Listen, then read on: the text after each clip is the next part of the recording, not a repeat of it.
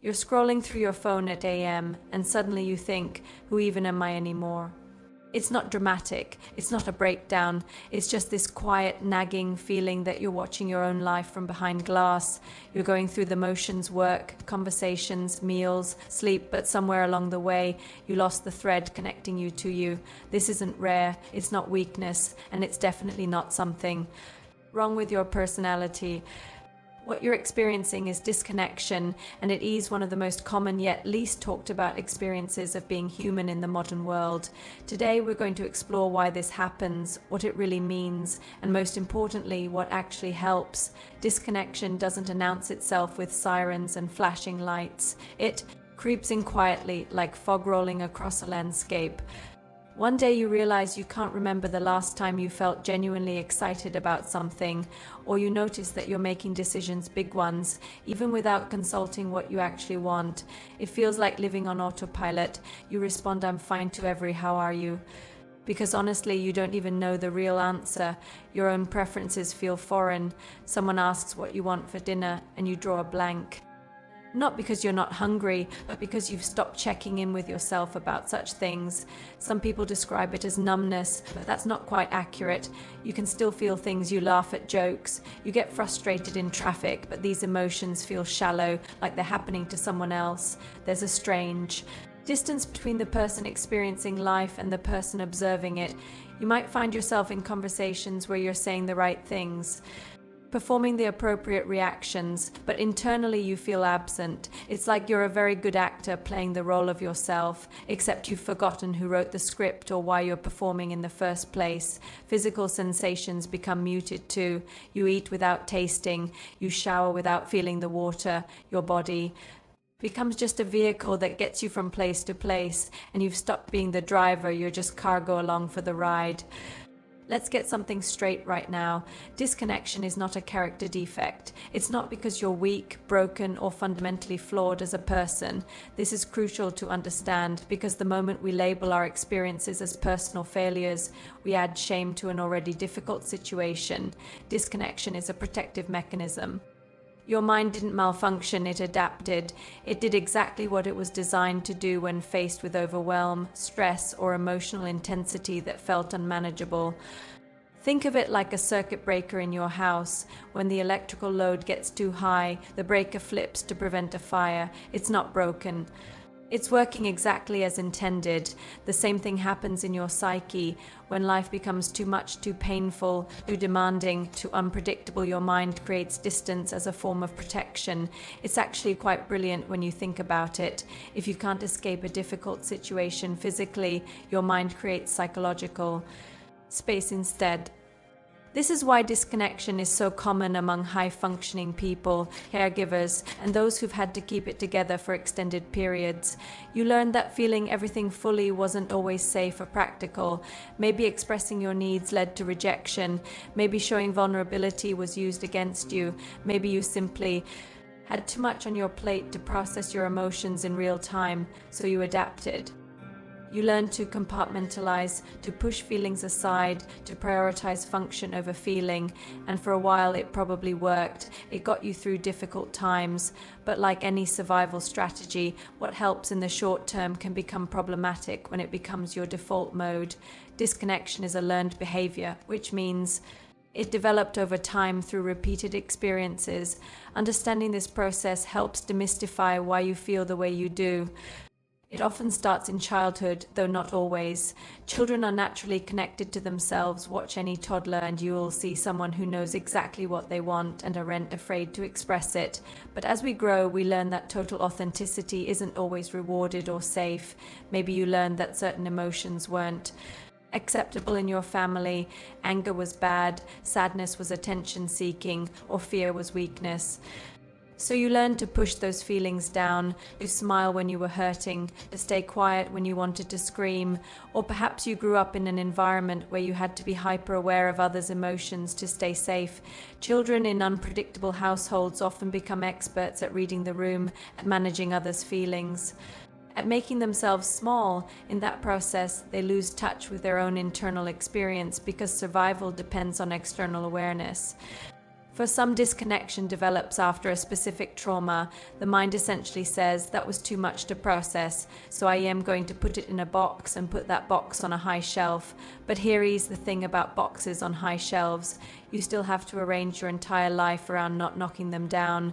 You become disconnected from that part of your experience, and often that disconnection spreads. Even without trauma, chronic stress creates disconnection. When you're in constant fight or flight mode, juggling deadlines, responsibilities, financial pressure, your nervous system prioritizes survival over self-awareness. You're too busy putting out fires to notice you're thirsty, tired, or deeply unhappy. The mind also learns to disconnect when connection leads to pain. If every time you opened up to someone you got hurt, your mind reasonably concludes that connection is dangerous. If every time you pursued what you genuinely wanted, you faced criticism or failure, your mind might decide it's safer not to want anything at all.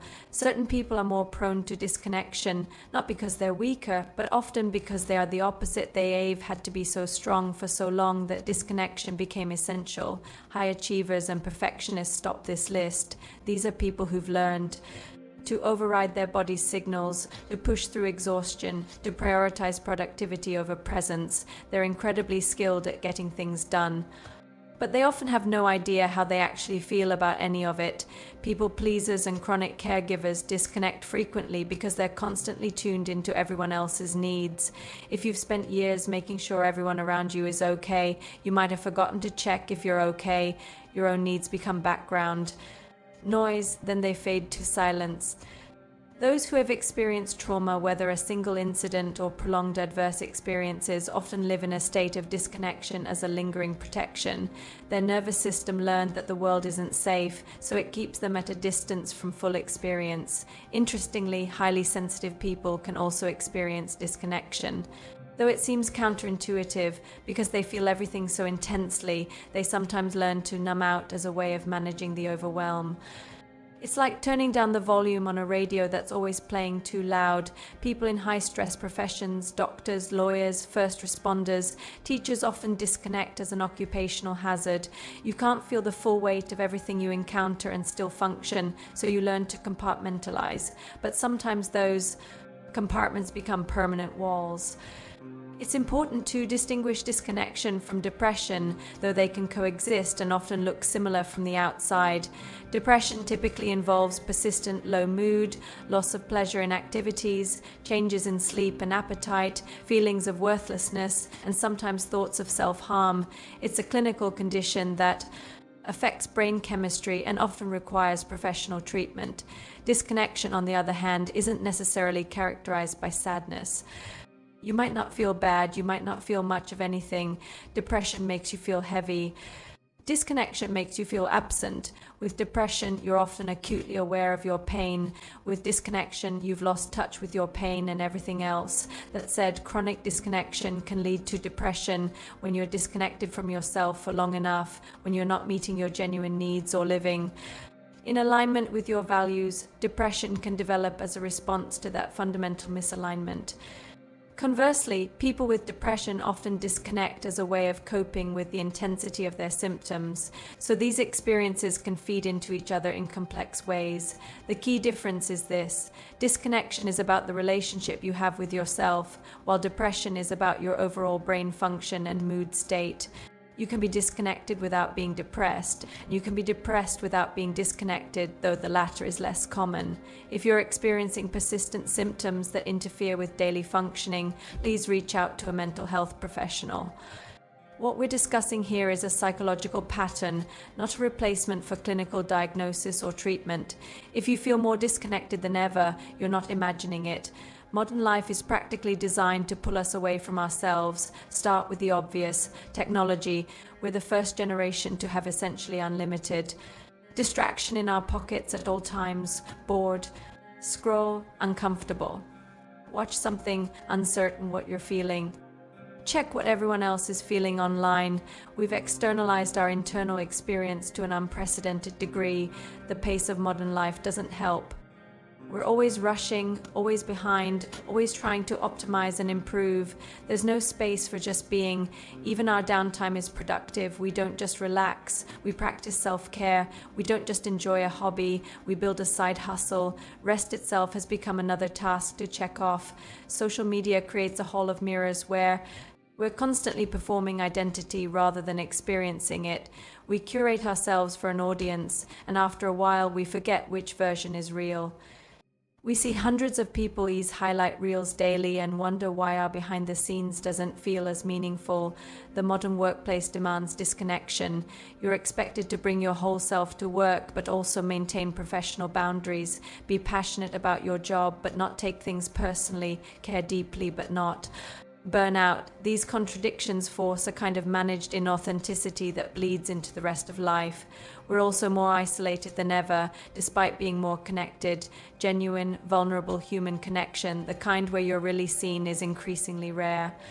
Without mirrors that reflect our authentic selves back to us, it becomes harder to know who we are. Consumer culture constantly tells us that who we are isn't enough, that we need to buy, achieve, or become something else to be worthy. This creates a fundamental disconnection from our inherent value and keeps us perpetually reaching. For external validation, information overload is another factor. We're exposed to more global suffering, more opinions, more crises than the human psyche evolved to process. Disconnection becomes a reasonable response to unreasonable amounts of input. There usually comes a moment, not dramatic, but significant, when you realize something has to change.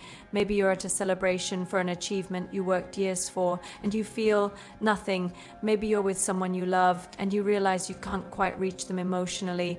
Maybe you just wake up one day and think, I don't recognize my own life.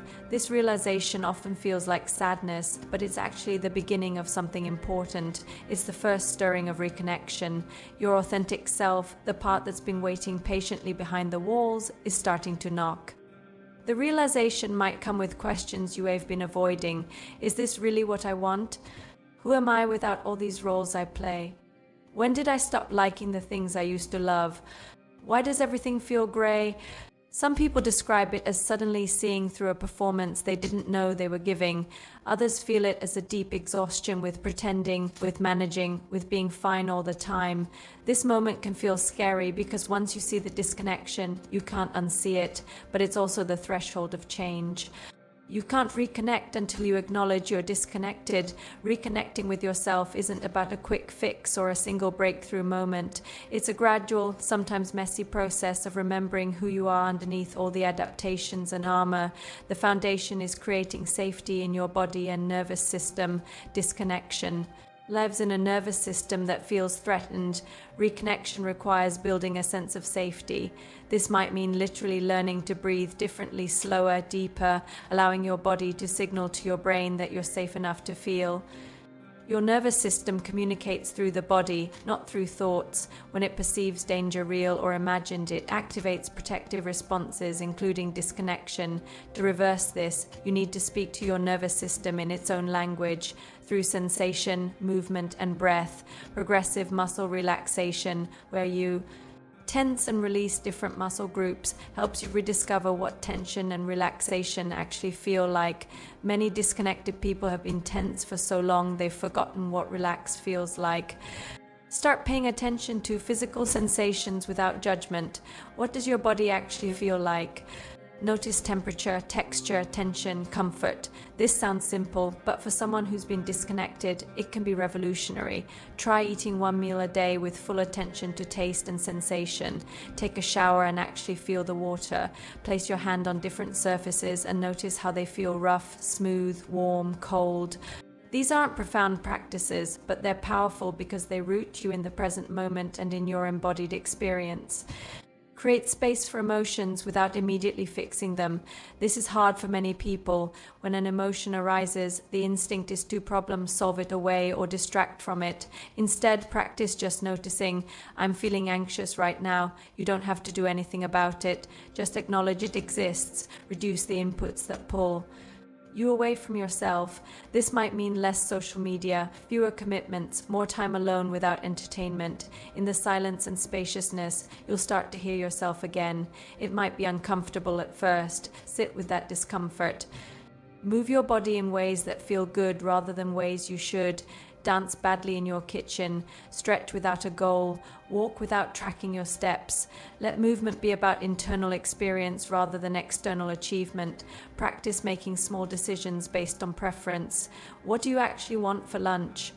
What music do you feel like hearing? Start with low-stakes choices and notice what it feels like to consult your own desires. Reconnection often requires support. A good therapist, particularly one trained in somatic or trauma-informed approaches, can help you navigate this process safely. Trusted friends who can witness you without judgment create mirrors for your authentic self. Spend time in nature if possible. The natural world doesn't require performance. You can just be, and that's enough. There's something about natural rhythms and unmediated sensory experience that helps us remember our own nature. Trees don't worry about being productive. Water doesn't apologize for flowing. Birds don't question whether they're birding correctly. In nature, you're reminded that being is enough, that existence itself has value beyond utility or achievement. Journal without agenda. Don't write to solve problems or gain insights. Write to hear yourself think, to give your inner experience a voice. Sometimes we don't know what we feel until we write it down. Be patient and compassionate. With yourself, you didn't disconnect overnight and you won't reconnect overnight. Some days you'll feel present and alive. Other days you'll slip back into autopilot. Both are okay. This isn't a linear journey.